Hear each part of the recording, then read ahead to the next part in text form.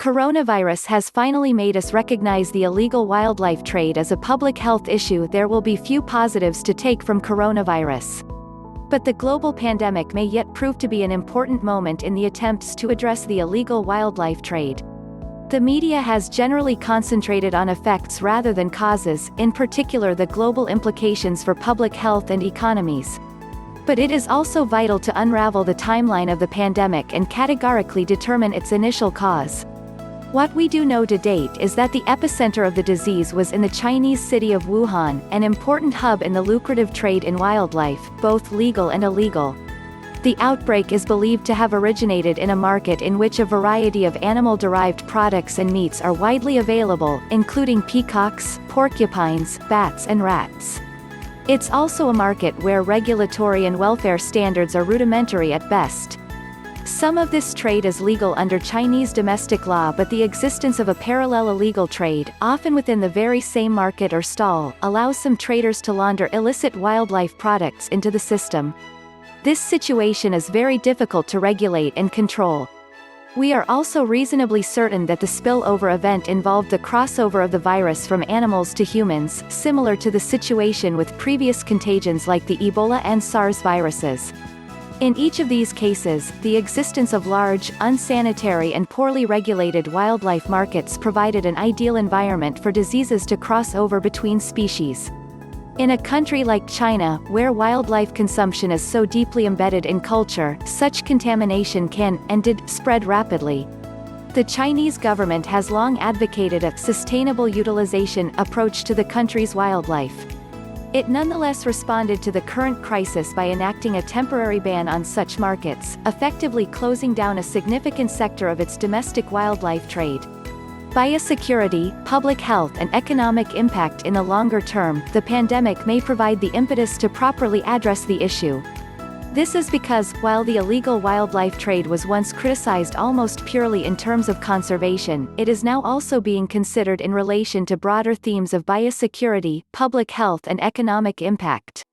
It is only in the wake of the COVID-19 outbreak that the full scale of China's industry is emerging, with the temporary ban covering some 20,000 captive breeding enterprises and 54 different species allowed to be traded domestically.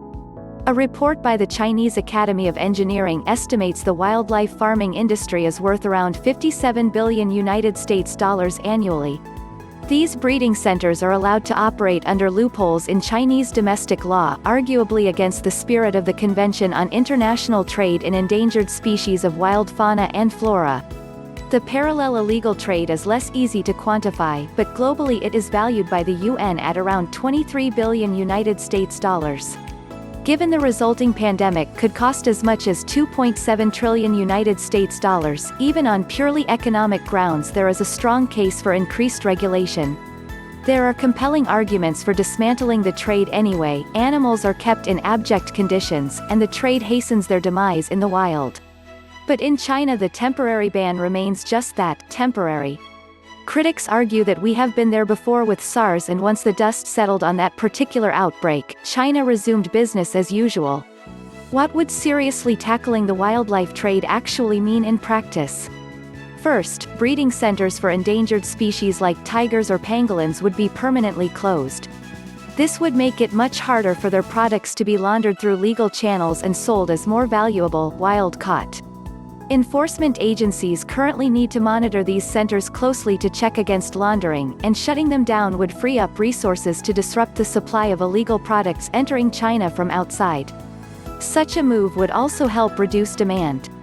Public education campaigns tell people about how the wildlife trade, both legal and illegal, harms endangered species, but the message is mixed. The presence of a parallel legal market still provides such products with legitimacy and sends a message that it is okay to purchase them, thereby increasing rather than decreasing demand.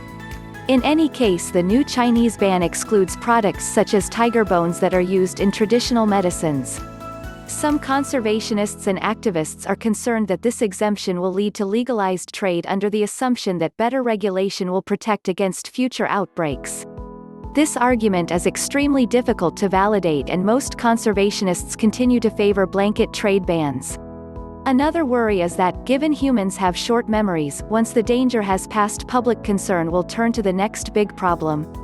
COVID-19 clearly represents an unparalleled opportunity to combat the wildlife trade and ensure that animal-borne diseases do not mutate and cross over to humans. But only time will tell whether this opportunity will be taken or put off once again until the emergence of the next, perhaps even more virulent, pandemic poses an even graver global threat.